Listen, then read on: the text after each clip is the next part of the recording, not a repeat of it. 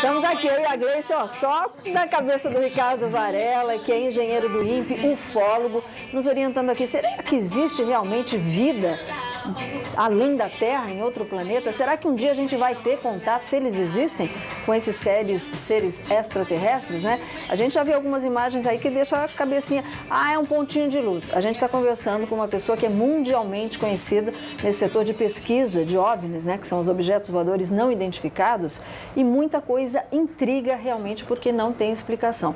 E a gente estava comentando sobre isso, né, Gleice? Isso mesmo, porque inclusive muitos objetos que são encontrados, que são vistos, eles passam muito rápido, a aceleração deles é gigantesca. Então, um ser humano, por exemplo, não aguentaria uma aceleração e uma desaceleração desse tipo, né, Ricardo? Correto.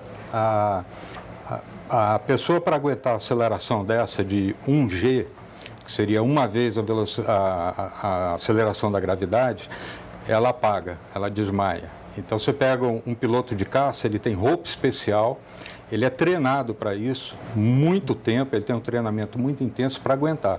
E você vê histórias com registro em radar de 10 Gs. 10 vezes mais a aceleração da gravidade. Isso daí para um ser humano mataria. De quanto, mais ou menos, você consegue? Não, a aceleração, você sairia, por exemplo, de zero e poderia chegar a 2.000 km por hora em segundos.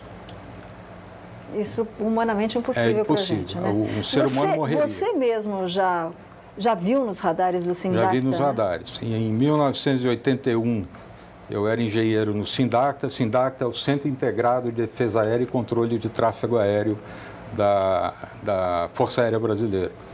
E eu tive a oportunidade de ver plots no radar, que os nossos militares chamam de tráfego hotel, que é o tráfego desconhecido, acelerando de 0 a 5.000 km por hora em poucos segundos, 2, 3 segundos. O objeto estava parado, isso daí traz um certo alerta. Olha, eu tenho um objeto estranho que não está se identificando. De repente ele sai de velocidade 0 a 5.000 km por hora.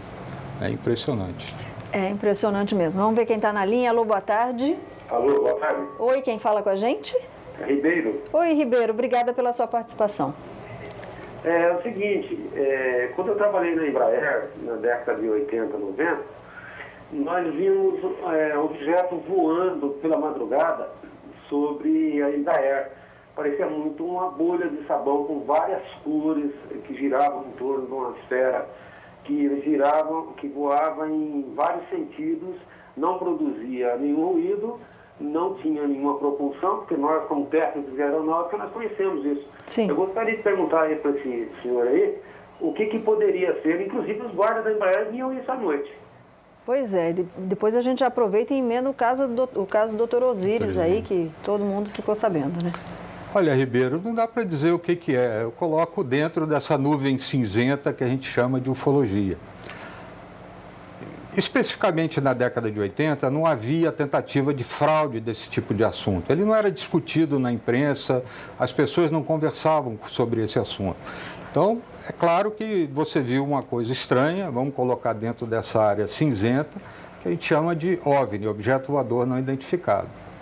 Olha, então, tem essa questão aí. Vamos só para completar, Ricardo, aconteceu, está em livro, o doutor Osíris falou bastante sobre isso, inclusive presidente da Embraer, que ele estava num voo, né, e viu objetos não identificados acompanhando esse voo. O que foi relatado, inclusive, pelo piloto, que tentou acompanhar, se aproximar desse objeto, mas parece que ele acelerou rapidinho, né, doutor?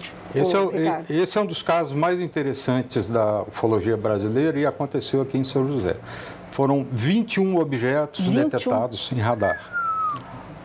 Quando aconteceu, na época Osíris era ministro, eu estava saindo de ministro, né? Então, quando aconteceu, o ministro relatando o avistamento de um objeto voador não identificado, isso ativa a defesa aérea. Então, nós temos defesa aérea em Goiânia e próximo ao Rio de Janeiro, em Afonso. Então, imediatamente, caças foram disparados para identificar esse objeto. Um dos caças seguiu um dos objetos em direção ao litoral, ele conseguiu acompanhar o caça que estava quase a Mach 2, 2 vezes a velocidade do som. Quando ele começou a se aproximar e chegar no visual, ele viu o objeto no radar de bordo. Esse objeto, de repente, dobrou a velocidade. Aí o caça teve que voltar, porque estava acabando o combustível. Olha só, quer dizer, é um registro bem intrigante, como a gente vai mostrar mais aqui. Pode ser, Ricardo? Vamos dar uma olhadinha aqui no Plasma, mais vídeos, mais fotos. A Gleice também está cheia de perguntinhas lá que a gente vai entrar com elas já já.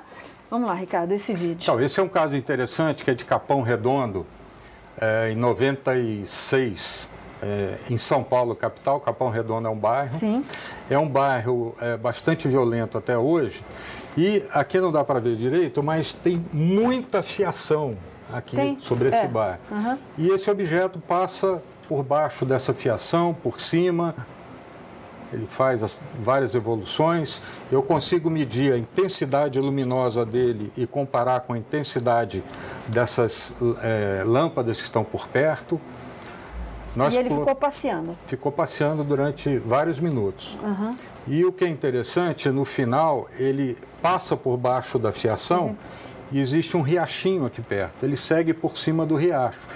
Quem estava filmando é um garoto de 12 anos. Quando ele viu a luzinha, ele saiu correndo para buscar a câmera dele. A câmera estava sem bateria. Então ele ligou na tomada e correu. Só que a hora que o objeto passa por cima do riachinho, a câmera não dava ângulo, porque senão ia soltar. Aí ele não conseguiu filmar. Ricardo, estão perguntando bastante aqui no Fale Conosco, algumas pessoas que gravaram possíveis imagens aí de objetos não identificados. Como é que elas fazem para te encaminhar para avaliação se é realmente um OVNI ou não? Olha, nós temos um grupo de análise de imagens, fotos e vídeos que a gente discute bastante quando tem um caso diferente. Então, eu daria o meu e-mail. Sim, pode passar. Uhum. rvcorreia, sem i, @gmail.com. rvcorreia@gmail.com. Pode enviar para você? Pode. Nós temos site também, que a pessoa pode entrar no site, fazer o relato dela e encaminhar o vídeo. Uhum. Esse vídeo é encaminhado para mim. Pode divulgar o site. www.ufo.com.br. Então você pode mandar assim, tá? Para que o Ricardo e toda a equipe aí da revista também, a revista mais antiga do mundo, façam a avaliação e quem sabe realmente você viu um disco voador, né? A gente vai fazer uma paradinha rapidinho aqui no nosso bate-papo, porque sexta-feira é dia de bicho aqui no nosso programa, né, querida Gleice Arneiro, né? É isso mesmo, Sol. No quadro Meu Amigo Bicho, a gente vai ver com o Dr. Marcos Massal. Ele vai responder aí sobre vacina contra a leucemia felina. Vamos conferir então, Meu Amigo Bicho.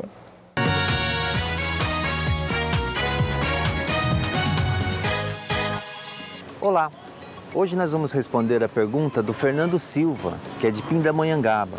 O Fernando diz que o filho dele quer de todo jeito outro gatinho, porque o que eles tinham morreu há cerca de 3 meses com sintomas de uma doença que ninguém soube definir. Ele simplesmente foi definhando. Ele pergunta sobre leucemia, por exemplo.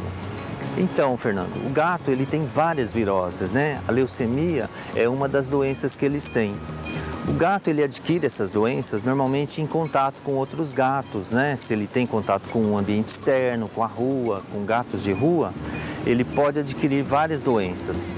Existem várias vacinas que você pode fazer no seu gato para prevenir uma série de doenças que o gato tem.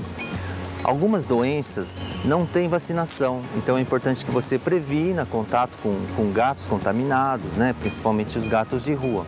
Se você tiver um gatinho, manter ele saudável, num ambiente mais restrito, sem ter contato com gatos de rua, por exemplo, você vai diminuir bastante o risco dele adquirir essas doenças. Dessa forma, você pode ter um outro gatinho para o seu filho e ele vai ter uma vida bastante saudável.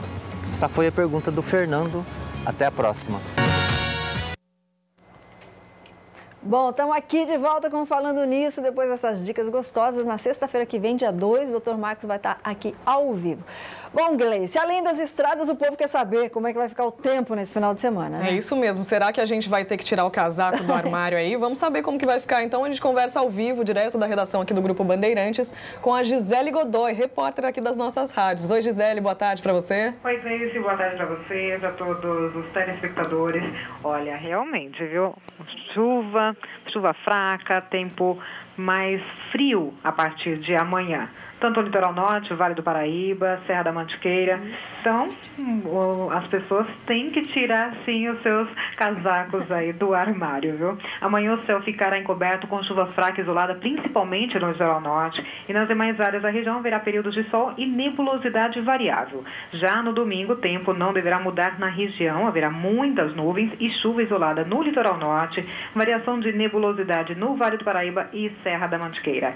Aqui em São José dos Campos, a mínima será de 15 graus e máxima de 23, no litoral norte 17 e máxima de 27, no Vale Histórico mínima de 17 e máxima de 27 também, e na Mantiqueira mínima de 7 e máxima de 19. É com vocês aí no estúdio. Obrigada, Gi. Quer dizer, tira o casaquinho sim, porque vai dar uma esfriadinha gostoso para ficar em casa assistindo, falando nisso, televisão, comendo pipoca e vendo o disco voador. Com certeza. E levo o guarda-chuva também para onde for, hein? Também não deixa de participar aqui com a gente. Leva a máquina, né? Para filmar o disco voador. Sempre, ó, pelo que deu para perceber aqui, toda hora é hora para aparecer OVNI, né? Então, anda aí com a sua câmera, no celular, que seja. E não sai daí, manda sua perguntinha aqui, que eu tô ligadinha aqui no Facebook, hein? Até daqui a pouco.